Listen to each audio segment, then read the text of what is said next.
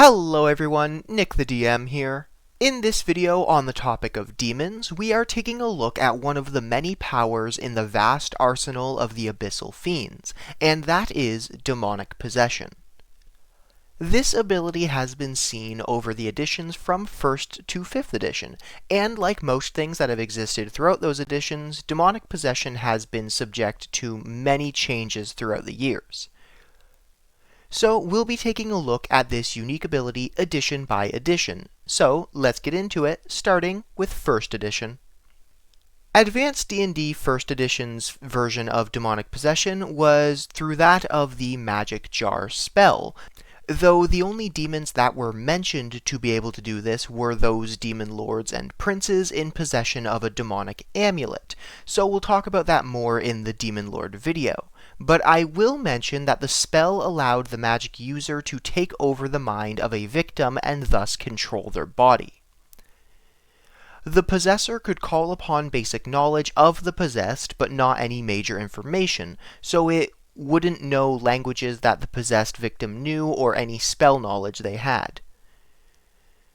The spell required the spellcaster to first transfer their life essence into a special container, which, despite the name of the spell, did not need to be a jar. In fact, the example given was a large gem or crystal. The caster could sense creatures within the range of the spell, which was dependent on the level, and also in Advanced D&D 1st Edition it was used in inches on the game table rather than feet in the game world, so it's a little confusing, but it's just whatever range the spell is, that's the range of where you're supposed to target creatures. The caster could sense creatures within the range of the spell while within the jar, but not what type of creature they were. Within this range, a possessor could attempt to possess a creature or return to its original body, which would have been within the range of the spell when the caster abandoned it initially, so unless it is moved, it would still be there. Harming the original body of the creature did not harm the life force within the jar, though destroying the magic jar snuffs out the caster's life force, effectively killing them. This type of possession could be prevented by such spells like protection from demons or protection from possession. Protection from evil made it harder for the attack of magic jar to succeed, and the exorcism spell could negate the possession of an already possessed creature. Though there wasn't too much detail, that's pretty much all we get for possession in 1st edition. Now to talk about 3.5e's demonic possession. Demonic possession in 3.5e was a supernatural ability some demons had if they had at least 4 hit dice and a charisma score of at least 13. This allowed a demon to cast off its physical form and take on an incorporeal one, which allowed it to possess another creature, or even objects. A demon with this ability also had its challenge rating increased by 2 compared to standard demons of the same kind, making it clear that this ability could be powerful in the right, or wrong, hands. A demon's incorporeal form had immunities normal to any creature with that subtype, that being incorporeal, in 3.5e. I detailed those extensively in the Lumara demon video, so just to quickly recap here, they could only be harmed by magic weapons, holy water, spells, spell-like abilities, or supernatural effects. They were immune to all non-magical sources. Even when hit by spells, holy water, or magic weapon, it had a 50% chance to avoid any attack from a corporeal source, with the exception of positive and negative energy, force effects, and attacks made with ghost touch weapons. When a demon with this ability possesses a creature or an object, even force effects no longer affect it. Only certain spells and abilities can affect a possessing demon, but we'll touch on that later. Any other sort of attack, magical or otherwise, directed against the demon affects the possessed host instead. If a demon in incorporeal form has a corporeal body, it lies senseless, as if in a state of suspended animation. The body does not require food or air, but direct damage or exposure to an extreme environment can kill it. A demon can roam incorporeally indefinitely, but it dies if its body, if it had a body, is destroyed. The demon is immediately aware if its body is attacked or moved while it is in this state, and it can return to its body instantaneously as a free action. A successful casting of Dispel Magic, or a similar effect, on the body immediately forces a demon to return instantly to that vessel. For the purpose of Dispel Magic or other abilities, a demon's possession ability is equal to its hit dice. This was for 3.5e saves and ability checks, and spellcasting checks. A demon in its incorporeal form could only move about on the plane where its body was in stasis and in the ethereal plane.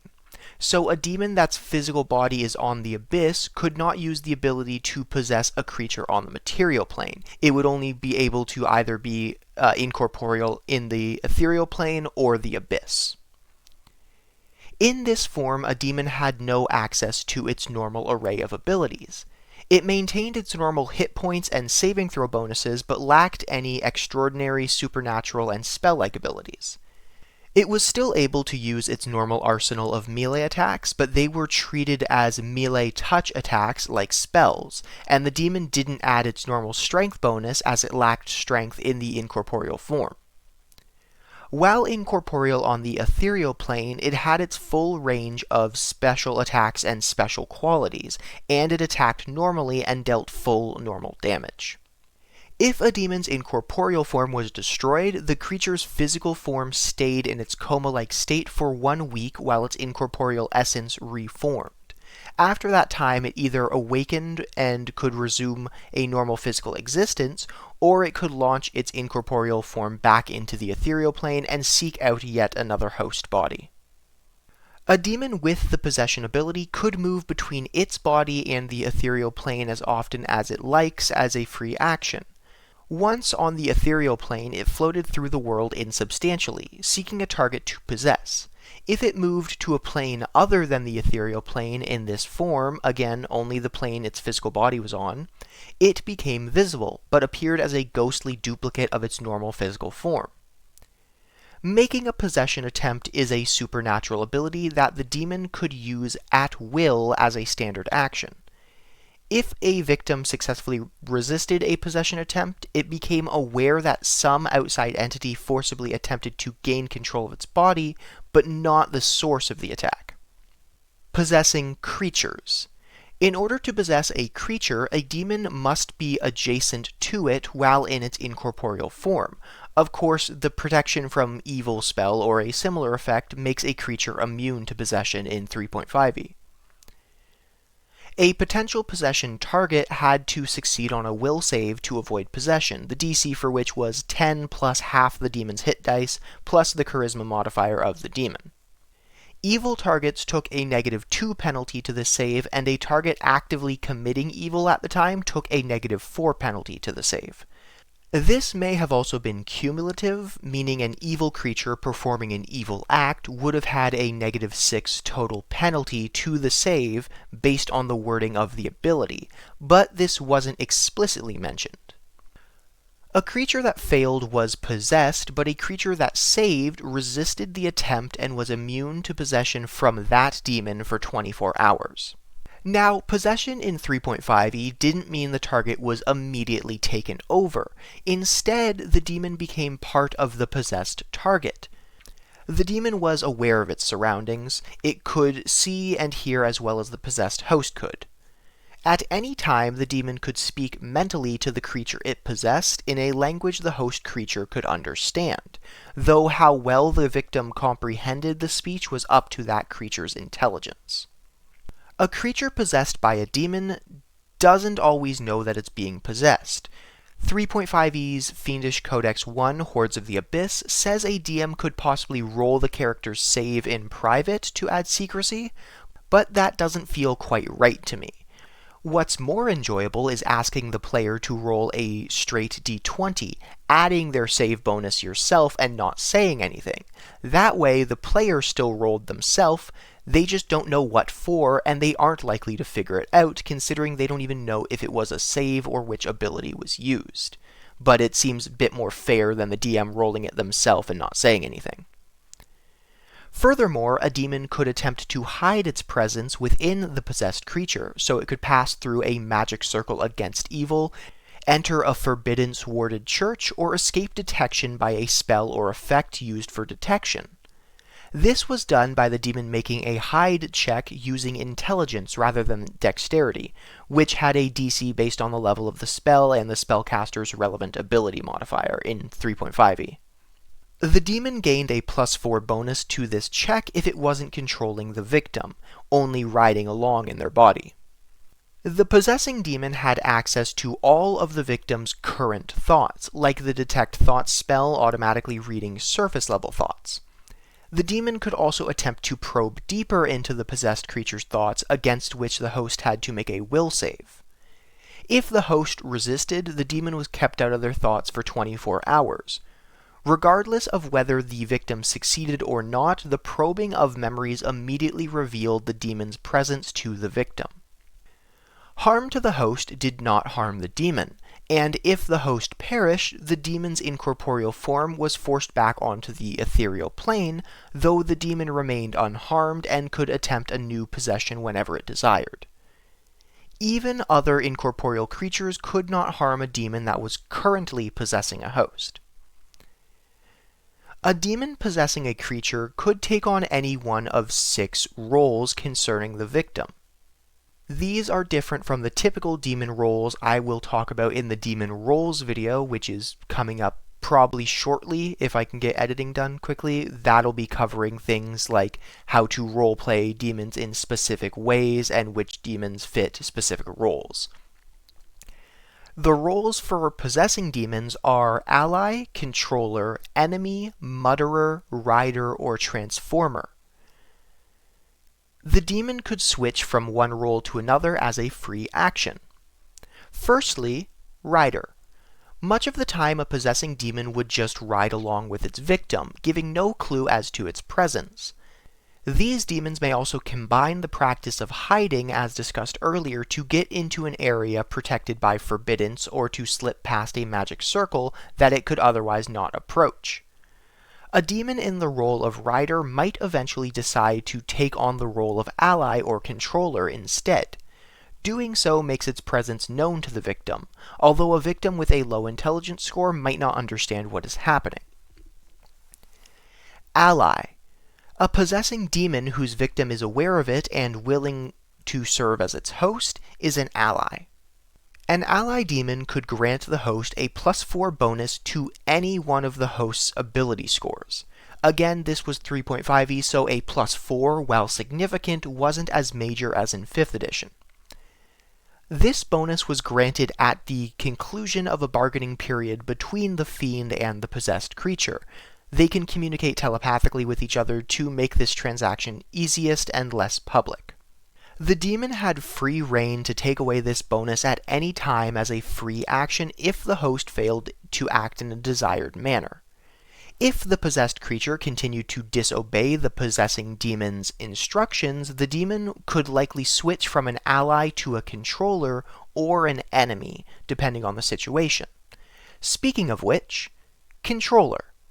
Controller is the most feared form of possession, in which a demon could use a standard action to attempt direct control over its victim's actions. The host needed to succeed on a will save on every round to avoid losing control over its own body. For each previous success that day, the difficulty of the save increased. If the possessed creature succeeded, it resisted the demon, but the demon could just try again during the next round.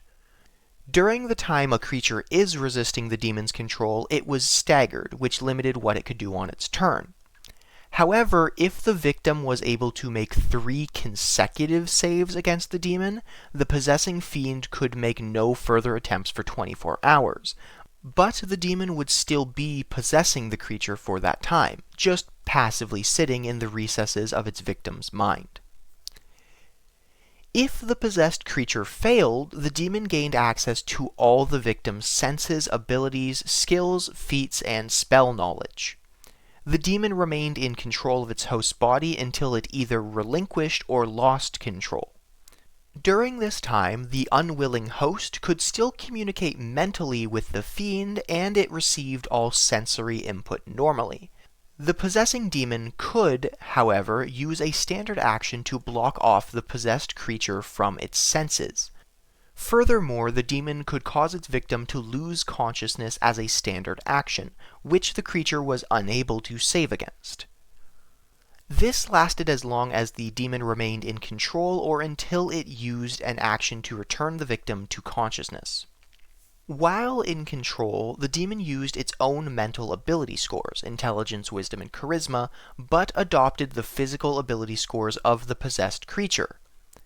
And if a demon with at least 9 hit dice and an intelligence score of 15 or higher maintained control over the victim for at least 10 rounds per day for 7 consecutive days, it was then able to draw upon the possessed creature's spell-like abilities and use them all at the same caster level of the possessed creature. Remember earlier I said they just learned spell knowledge. Now they would get the spell-like abilities and be able to use them.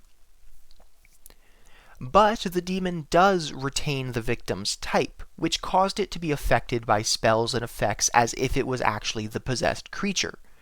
For example, a demon possessing a wolf would be subject to spells that affect animals, even though it is more intelligent than a normal wolf.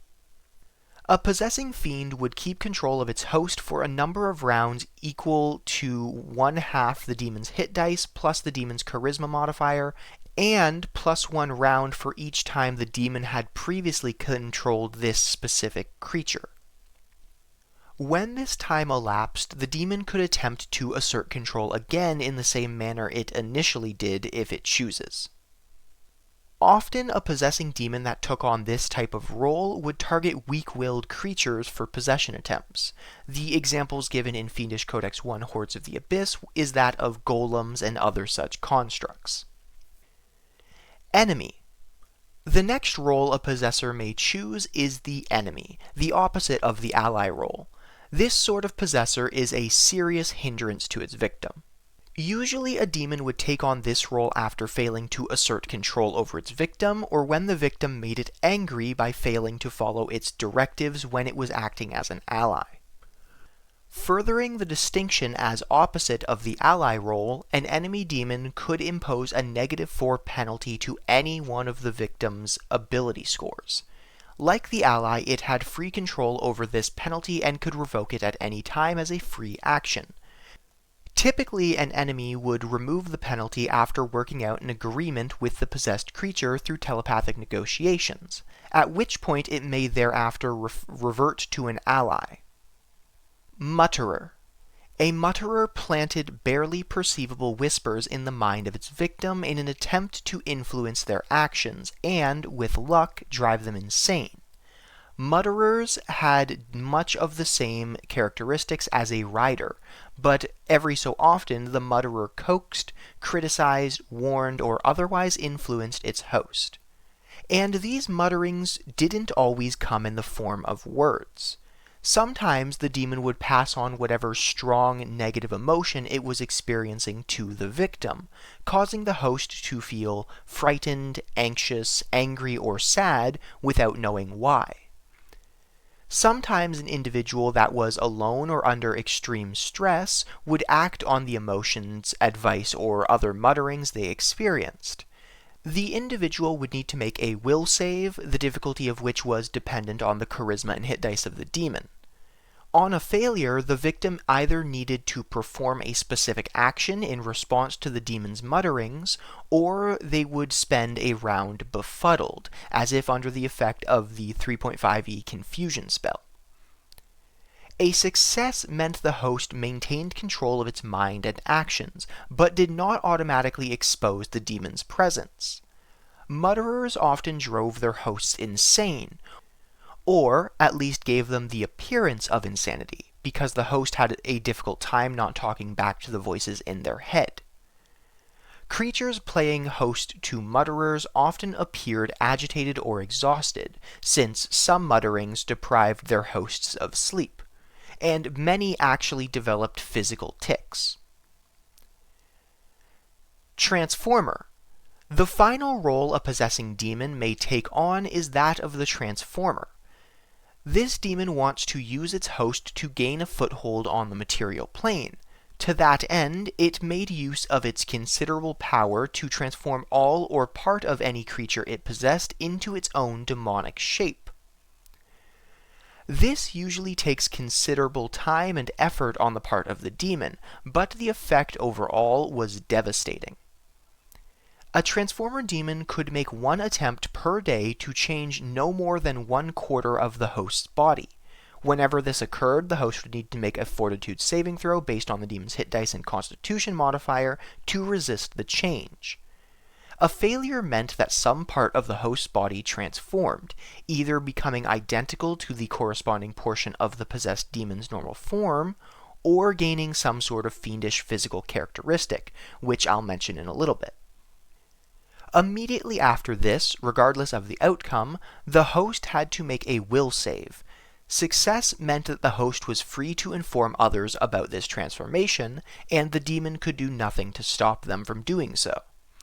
A failure, however, meant the host attempted to conceal the transformation for as long as possible. Complete transformation took at least 4 days, one for each quarter of the host, though it could take longer if the demon chose to do less of the host's body with each transformation, or the host succeeded on previous saves. Once a victim was completely transformed, the demon had essentially taken the host's place. At that point, the demon gained access to all the powers and abilities it normally had. The victim is then trapped within the demon, functioning as a rider itself within the demon's new body, and can neither communicate nor exercise any power. Transformer demons seldom, if ever, leave their host bodies willingly. Killing a Transformer demon slays the host, but frees its soul for the purpose of resurrection or a raise dead spell.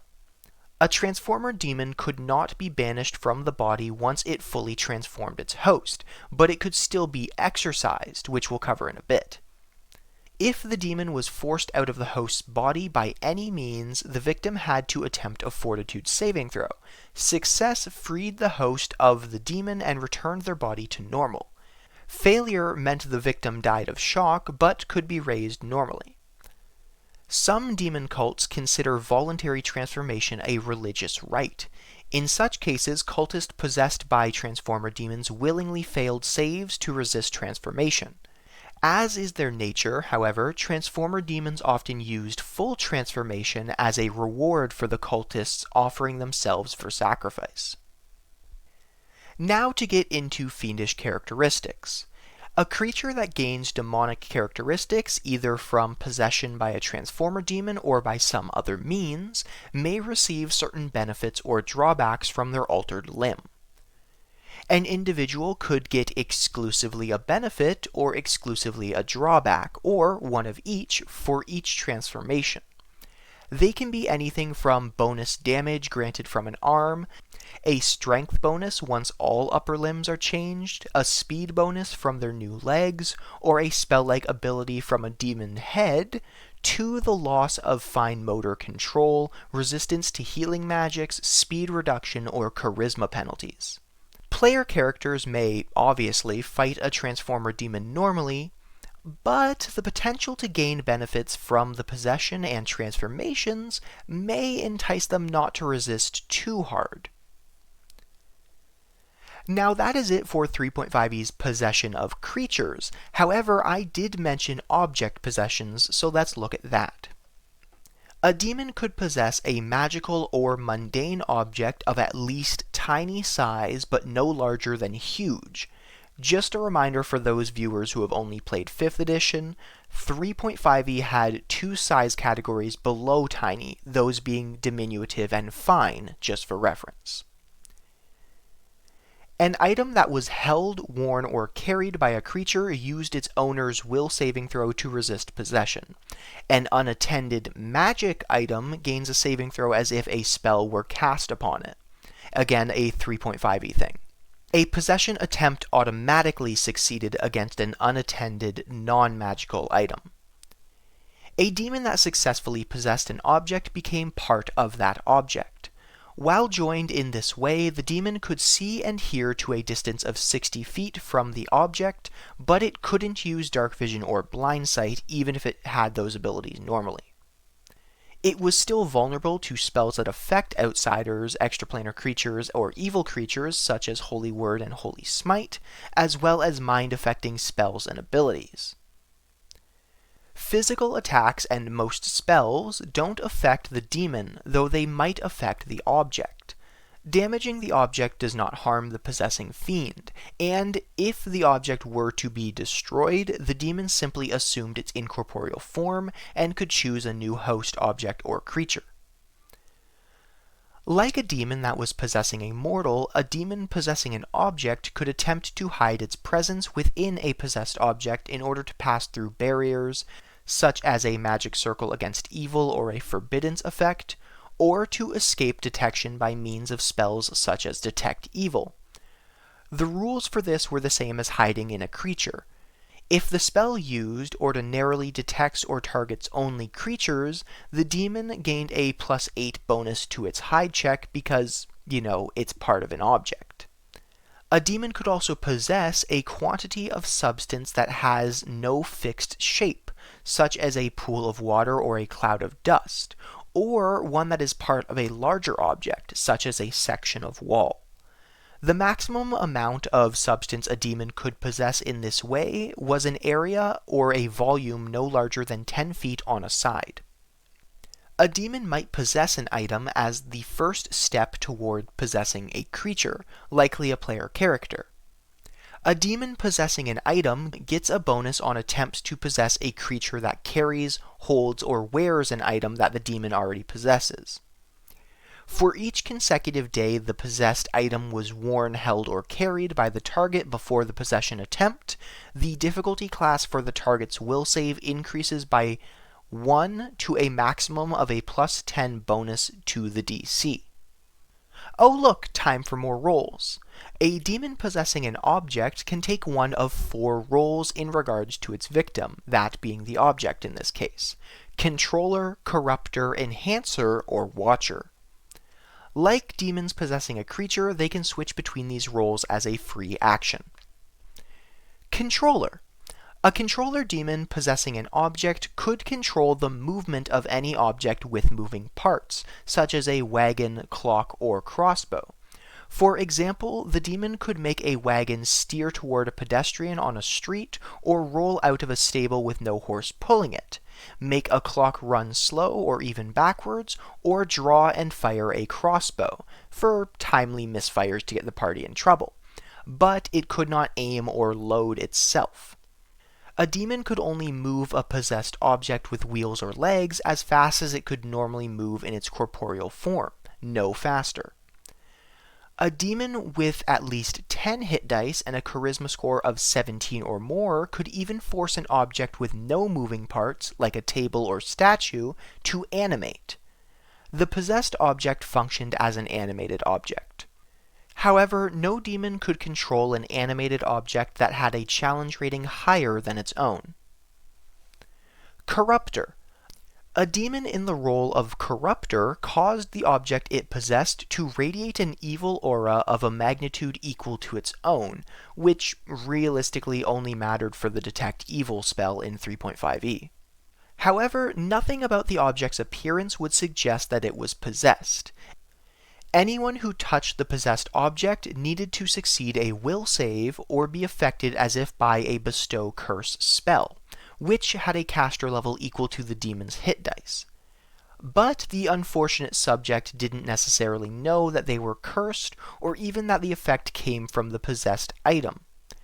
Even if the demon vacated the object, the curse lasted until it was removed, with such spells as Break Enchantment, Limited Wish, Miracle, Remove Curse, or Wish.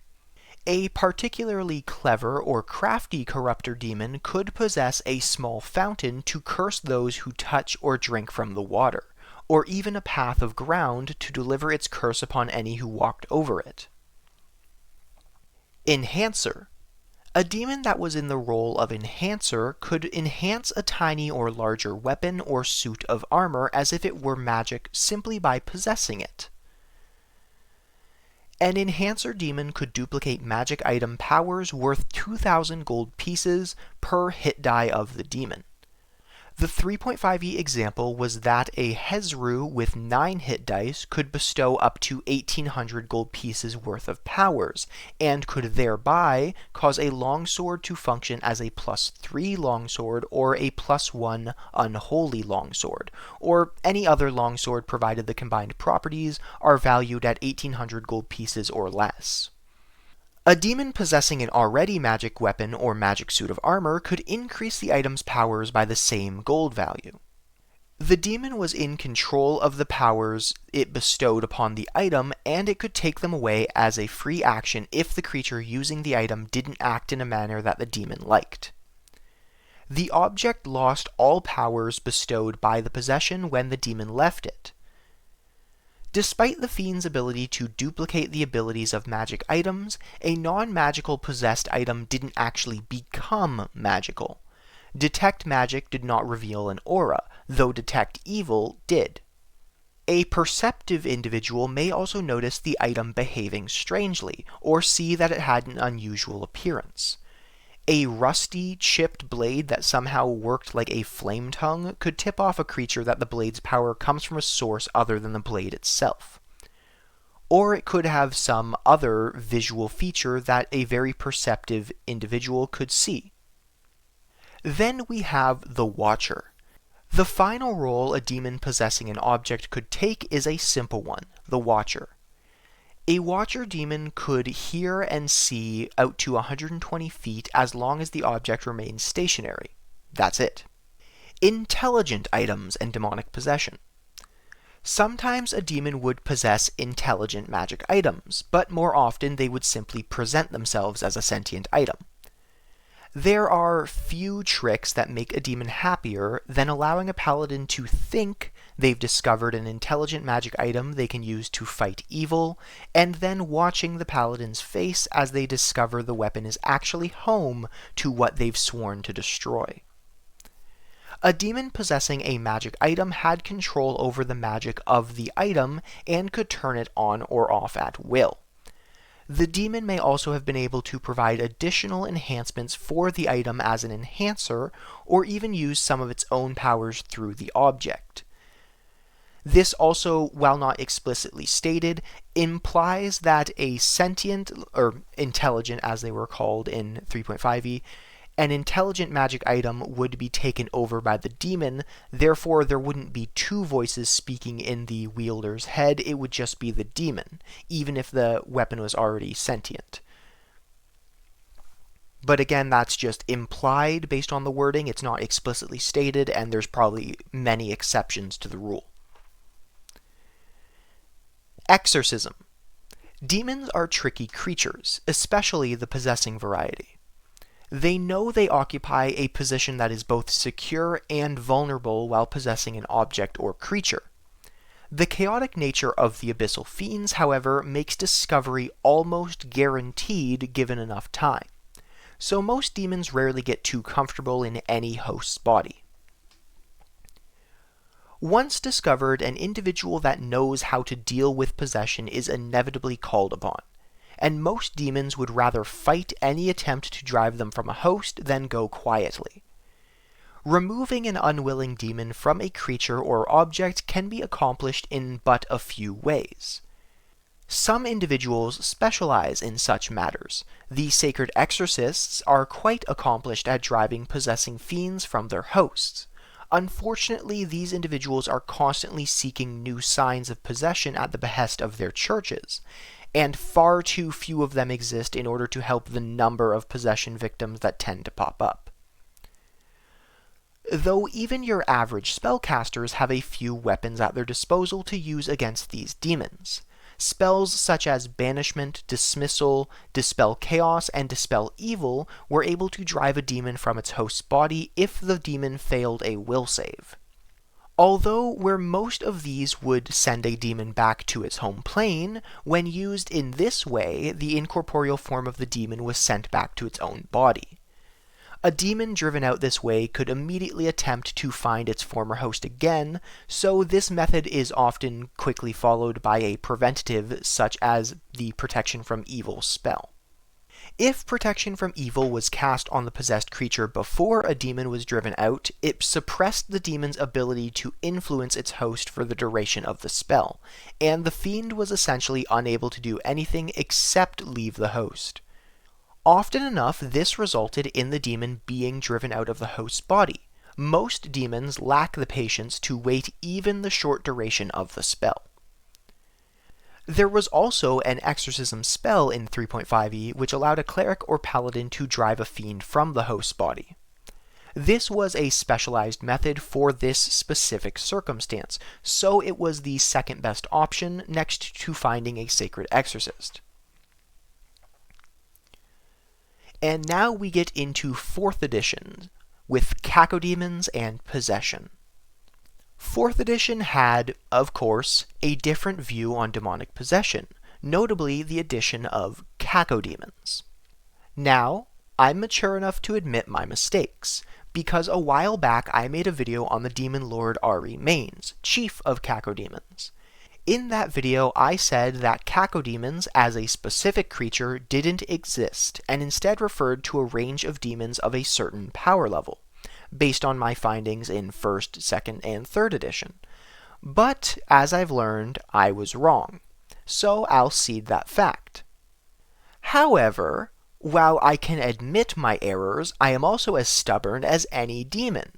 2 points to make. Firstly, when looking up cacodemons, very little information showed up, none on this specific entity from 4th edition, and I only just found these accidentally while doing demon research. Secondly, Ari Manes was first mentioned in The Throne of Bloodstone, which came out in 1988, and was given the title Chief of Cacodemons in the Fiendish Codex 1 Hordes of the Abyss from 2006. It wasn't until 2010 that we were given cacodemons in the 4th edition Demonomicon. Therefore, I believe my assumption in the previous video was justified. Anyways, on to 4th edition possession. When a particularly powerful demon perished, its soul might have persisted at the site of its destruction for some time as a cacodemon, similar to the souls of mortals that walk the Shadowfell in 4th edition lore awaiting their final fate. A cacodemon exists for a length of time proportional to the demon's power in life. However, unlike the souls of the Shadowfell, a cacodemon could end its wandering by possessing a body or object. The disembodied spirit of a cacodemon has no consciousness, but it possesses a singular need to possess a living creature or an object. A cacodemon's easiest prospect for possessing is a soulless body, which were plentiful in the Abyss. As you may recall from my demons video, in 4th edition it was said that only some demons had souls. Soulless demons were the most common type of demon, and powerful examples of such creatures became fodder for greater fiends. The risk with possessing a soulless body, particularly a non-demon body, was that while the cacodemon's soul-like energy, called its animus, retained its personality and experiences, it was only as physically powerful as the body it possessed. Once a cacodemon possessed a soulless body, it was bound within it until that body was destroyed. Furthermore, if a demon possessing a body was slain, it had no guarantee that its animus would become a cacodemon again. Cacodemons were incorporeal. In 4th edition, this was different from similar creatures like ghosts and wraiths, which were insubstantial. Cacodemons, being incorporeal creatures, did not manifest physically. They could only act while in possession of a body, object, or construct. Without a possessed physical presence, a cacodemon could not interact with or suffer harm from any object or creature. Speaking of, cacodemons could also possess magic objects or constructs, though they usually needed to be coerced into possessing constructs. Like standard possession, the demon could see and hear through the object.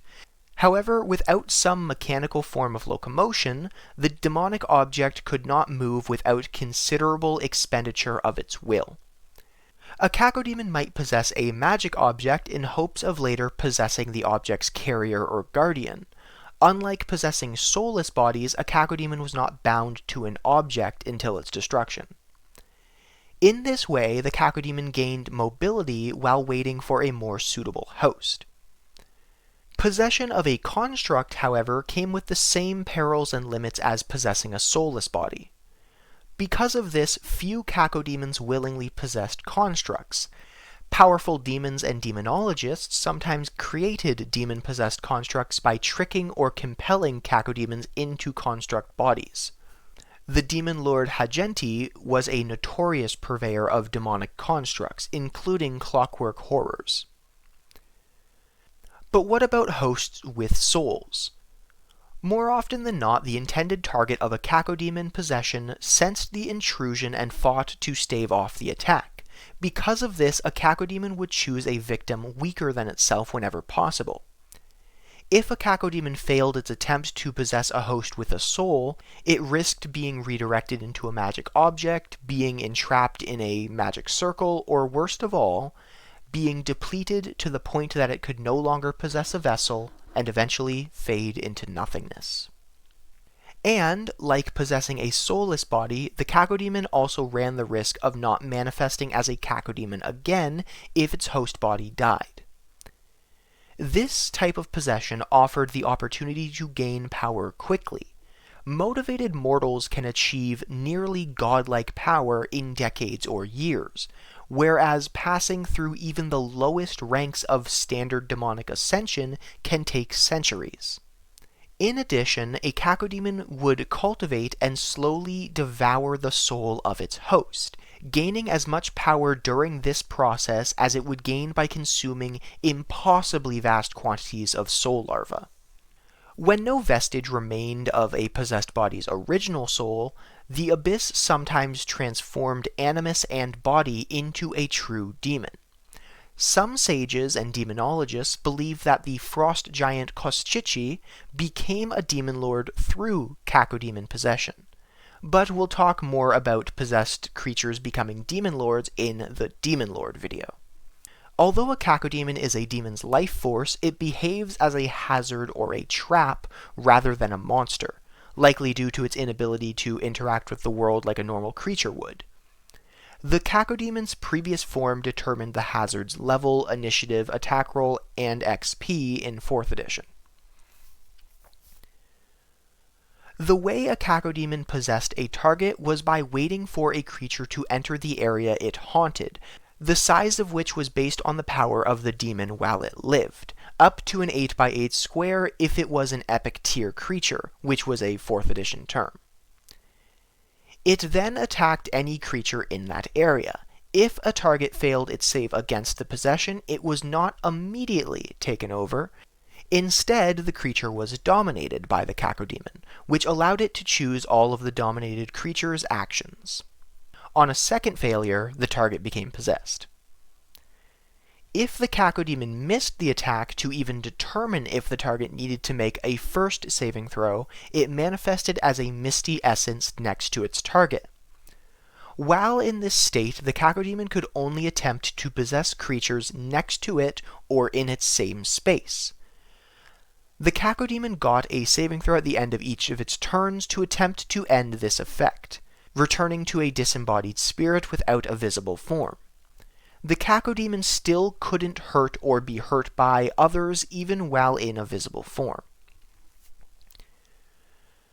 To counter a cacodemon, there were a few different methods one could use. Firstly, if the area of a forbidden spell overlaps with a cacodemon's haunted area, even a single space, the cacodemon becomes inert until the end of the forbidden's ritual, unless the demon's level in life exceeded that of the level of the caster casting forbiddance, in which case it had no effect on the cacodemon. The second option is exorcising the cacodemon while it is possessing a creature, using the Remove Affliction ritual, which prevents the cacodemon from attempting possession on that same creature for a year and a day if it succeeds. And the final option, a cacodemon that fails in attacking a target and manifests into its visible misty essence, can be forced into a construct, magic circle, or a magic item within 25 feet of the cacodemon, if someone trained in Arcana or Religion succeeds on what was called a hard check based on the character's level in 4th edition. And that brings us to a wrap on 4th edition demonic possession lore. Now we get into 5th edition. And many of you may be thinking, what? I don't remember hearing about demonic possession in 5e. Well, that's fair, because there are only 2 paragraphs about it in 5th edition and the rules are very vague. According to the 5e Monster Manual, a powerful demon will often find its way out of an object that holds it no matter how strong the bindings are. When a demonic essence emerges from a container, it can possess a mortal host, sometimes using stealth to hide itself after a successful possession. Other times, however, a demon will unleash the full force of its demonic urges through this new form. If a demon possesses a creature and the object binding the demon is destroyed, the possession lasts until powerful magic is used to drive the demonic spirit out of its host. How long does it last otherwise? I don't know. I can't find anything on that. Or what happens if the demon possesses a creature while still being bound to an object. Because based on the earlier wording, it seems like a demonic spirit can escape a binding container without it being destroyed, but is still technically bound to the container. It's very vague, as I mentioned earlier. So long as the demon remains in possession of its host, the soul of that host is in danger of being dragged to the abyss with the demon if it is, quote, exorcised from the flesh or if the host dies, end quote.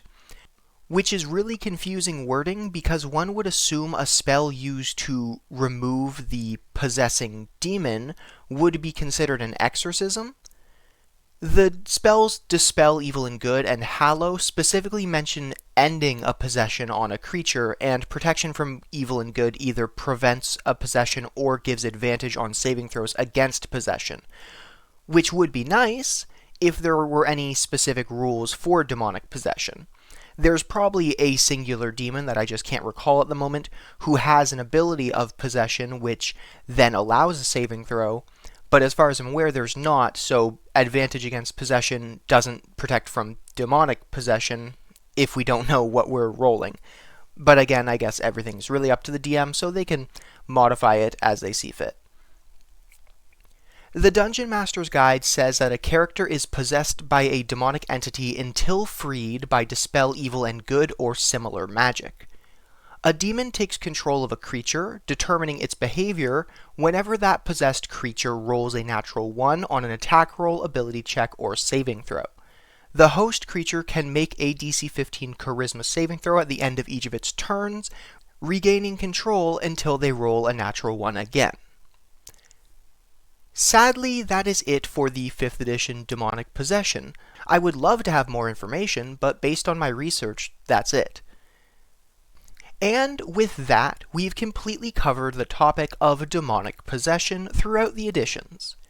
Honestly, there is a lot to work with. Even the lack of 5th edition rules isn't much of a barrier, considering some of the earlier rules are easy to transfer over, as most of them are thematic, and the only things that really need to be calculated are the difficulty checks.